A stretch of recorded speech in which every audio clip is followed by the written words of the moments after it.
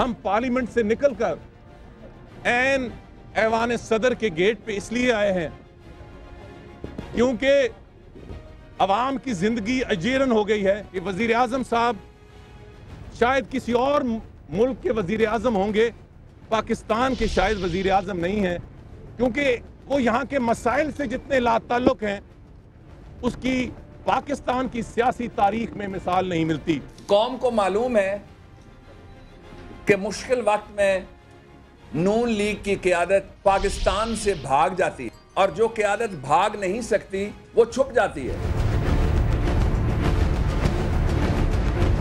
जिनकी फसल भी उजड़ गई, घर भी उजड़ गया, माल मवेशी भी उजड़ गए, वो बेयारो मददगार बैठे हुए हैं।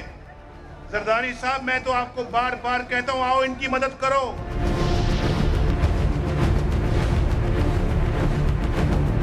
उनको तो आपके साथ होना चाहिए था, घर घर जाना चाहिए था, गोट गोट जाना चाहिए था। अगर वो नहीं आए तो नवाज शरीफ आपके साथ है। नवाज शरीफ साहब कहाँ हैं? वो कभी एबटाबाद के पहाड़ पे गुड गवर्नेंस तलाश करने की कोशिश करते हैं, कभी वो सैलाब के पानी के अंदर उतरे बगैर किनारे पे खड़े होकर वहां पे गुड गवर्नेंस की बात करते हैं। 10 करोड़ से ज्यादा पाकिस्तान के अवाम जिस सूबे में रहते हैं उसके बारे में मैं समझता हूं नवाज शरीफ साहब को एक्शन लेना चाहिए अपने भाई साहब के तर्ज हुक्मरानी पे, और वो एक्शन वो तब ले सकते हैं जब वो पार्लियामेंट में आएंगे। बाहर बैठ के कोई एक्शन नहीं ले सकते। आपका पैसा आप पर खर्च होना चाहिए, किसी एक शख्स के ऊपर या उसकी इमारत पे खर्च नहीं होना चाहिए। बड़ी बदकिस्मती की बात यह है कि शहजादों की तवज्जो मुकाबले पे है। कहीं डेंगी फोटो सेशन का मुकाबला हो रहा है और किसी जगह बाप बेटे के दरमियान मुकाबला है कि कौन बनेगा खरबपति।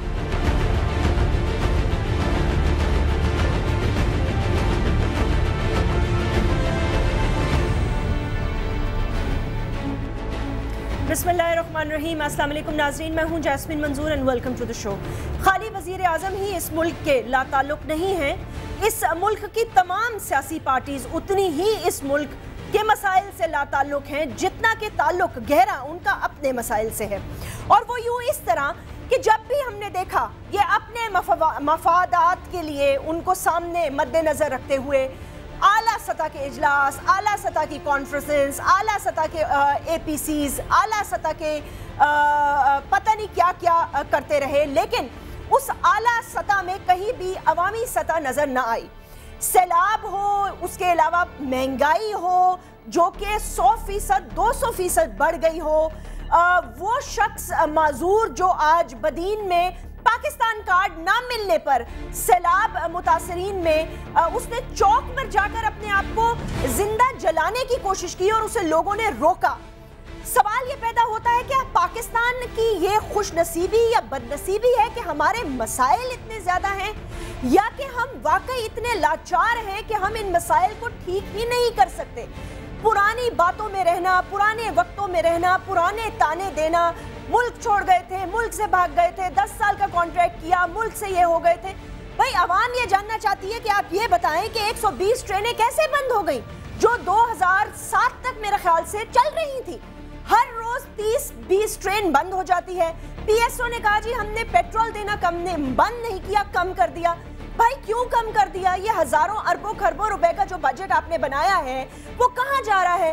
आपने पाकिस्तान पे इतना कर्जा डाल दिया है जो 63 सालों में नहीं लिया गया, तो ये कहां गया है? उसके साथ साथ पाकिस्तान पीपल्स पार्टी, पाकिस्तान मुस्लिम लीग, काफ, मुत्तहिदा कौमी मूवमेंट, ANP, तमाम ही लोग वजारतों की बंदरबांट में लगे हुए हैं। यहाँ सिंध में मसला है तो MQM को पुरानी वजारतें चाहिए, काफ को नई नहीं चाहिए। Unfortunately the fact of the matter is कि अवामी मसाइल पे किसी की भी नजर नहीं है। हम कितना भी बोलते रहे कुछ भी नहीं होने वाला। अब पाकिस्तान मुस्लिम लीग नवाज ये कह रही है कि वो एक बड़ी अवामी मूवमेंट चलाने जा रहे हैं। ये कैसी मूवमेंट होगी? इसमें कौन शरीक होगा? आपस की जब रंजिशें ही खत्म ना हो, दिल ही साफ ना हो, मुल्क के मफाद के लिए तो दुश्मन भी इकट्ठे बैठ जाते हैं।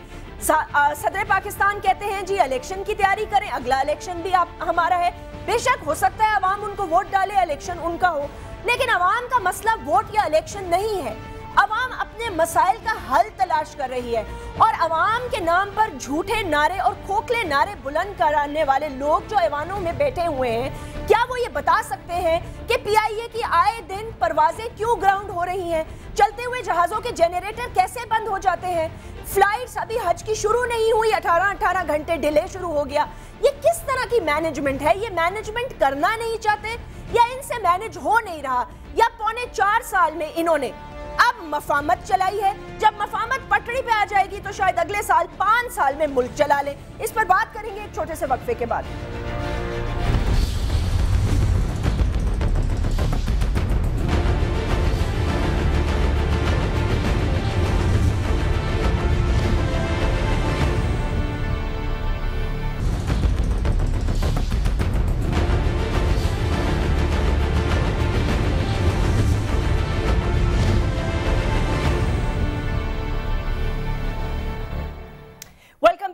नाज़रीन, मैं आपसे तारुफ कराती हूँ। हमें 3 गेस्ट ज्वाइन कर रहे हैं। नदीम अफजल चंद साहब मेंबर हैं नेशनल असेंबली के, पाकिस्तान पीपल्स पार्टी के एक अहम रुकन है। सेनेटर मुशाहिदुल्लाह खान साहब सेक्रेटरी इंफॉर्मेशन है पाकिस्तान मुस्लिम लीग नवाज से, और हारून रशीद साहब सीनियर कॉलम निगार, सीनियर एनालिस्ट। बहुत बहुत शुक्रिया सर, आप सब लोगों को वेलकम करना चाहती हूँ। मुझे खाली ये बता दें कि सेनेटर साहब कि ये जो आपने अब एहतजाजी कैंप भी लगा लिया है और आपने कहा है कि बहुत जल्द इसका पंजाब से की रोडों से इसका आगाज भी होगा और ये एक अवामी मुहिम बन के निकलेगी, इसमें आपके साथ कौन कौन है? सदर जरदारी साहब तो कह रहे हैं कि ये इलेक्शन तो हमारा था ही था, इलेक्शन की तैयारी करो, घर बैठो, अगला इलेक्शन भी हमारा है। मुझे इन चीजों से कुछ नहीं कि इलेक्शन आपका है या उनका है, मुझे सिर्फ ये पूछना है, ट्रेनें बंद, पीआईए बंद, स्टील मिल बंद होने वाली है, खसारे में, हमारे मसाइल ही अनोखे हैं दुनिया के ममालिक से, या हम इन्हें हल ही नहीं करना चाहते? ये सीरियसली हमें बता दें, हमारा मसला क्या है? जी बिस्मिल्लाहिर्रहमानिर्रहीम। जैस्मीन, आपने पहले भी अपने इंट्रो में जो बातें की हैं और अभी भी जो आपने फरमाया है, इसके बाद ये कितनी मुज़ायका खेज़ बात है अगर ये कोई कहे कि आइंदा इलेक्शन भी हमारा है। मतलब 4.25 साल में इस मुल्क के अवाम के मसाइल हल करना तो दूर की बात है, उसमें जितनी तेज़ी से इजाफ़ा हुआ है और उस इजाफ़ा करने के बाद जब आवाम बिलक रहे हों, रो रहे हों, मुल्क अंधेरे में डूबा हुआ हो, बेरोज़गारी हो, महंगाई हो, बलूचिस्तान के हालात ख़राब हों, KPK में मसाइल हों, कराची में के और सिंध के मसाइल ठीक ना हो, सैलाब ज़दगान की कोई ख़बरगिरी करने वाला ना हो, तो उसके बाद भी अगर सियासी जमातें, हम पार्लियामेंट को भी इस्तेमाल कर रहे हैं, पार्लियामेंट के बाहर हमने कहा कि हम सड़कों को भी इस्तेमाल करेंगे जी। इसलिए कि ये हुकूमत, हमारा 4.25 साल का तजर्बा ये है कि जब तक अवाम सड़कों पे ना आए, इनकी कान पे जूं नहीं रेंगती। पार्लियामेंट बेशक मुतफ़िक़ा करारदादे पास करती रहे, उसको बेतौखीर किया जाता है, उस पर अमल दरामद नहीं किया जाता, और जो कुछ ये कर चुके हैं 4.25 साल से ज़ायद अरसे में, मुल्क जो है वो स्टेगनेंट हो चुका है, मईशत ख़त्म हो चुकी है। अभी IMF ने लेटर ऑफ कंफर्ट देने से इनकार कर दिया है। वर्ल्ड बैंक से इस मुल्क का नाता ऑलमोस्ट ख़त्म हो गया है। एशियन डेवलपमेंट बैंक इनकी बात सुनने को तैयार नहीं है। तो मुझे बताएं कि अब उसी तरीके से हमें काम करना पड़ेगा कि पार्लियामेंट को भी हम इस्तेमाल करेंगे और अदलिया की बहाली और लोड शेडिंग में जिस तरीके से हमने सड़कों को इस्तेमाल किया, वो दोनों काम करेंगे और इसकी इब्तदा हो चुकी है। ये आहिस्ता आहिस्ता एक्सपेडाइट होगी और बहुत जल्द आप ये देखेंगे कि ये एक नतीजा खेज तहरीक की सूरत इख्तियार करेगी। कैसे, मुझे बताएं ना हारून रशीद साहब, मैं आपसे ये पूछना चाहती हूँ, ये कैसे होगा मुमकिन? पहले तो हम बलोचिस्तान पर तनकीद करते थे, वहाँ के हालात इतने ख़राब, अनफॉर्चुनेटली आप देख रहे हैं कि वहाँ क्या हो रहा है और कोई पुरसाने हाल उनका नहीं, यहाँ तक कि उनके वजीर आजम जो हैं वो डर के मारे खुद इस्लामाबाद में पनाहगाह हैं।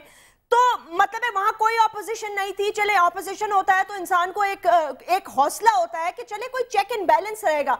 सिंध में आप देख लें कि 2 पार्टीज एक दूसरे से लड़ रही हैं। वो काफ कह रही है जी पहले हमें ये क्यों वजारतें दे दी थी अगर MQM की थी, तो अब MQM कह रही है हमें वही वजारतें वापस है। ये बच्चों का मजाक बना लिया है इन लोगों ने इस मुल्क से। ये क्या समझते हैं कि ये करोड़ों लोग जो बेबस हैं, जो खामोश हैं, ये कभी उठ के खड़े नहीं होंगे। जब इनको मोहरा बना के इस्तेमाल करेंगे वो इस्तेमाल हो जाएंगे और फिर पपेट्स की तरह घर में बैठे रहेंगे। ये अवाम कसूरवार है।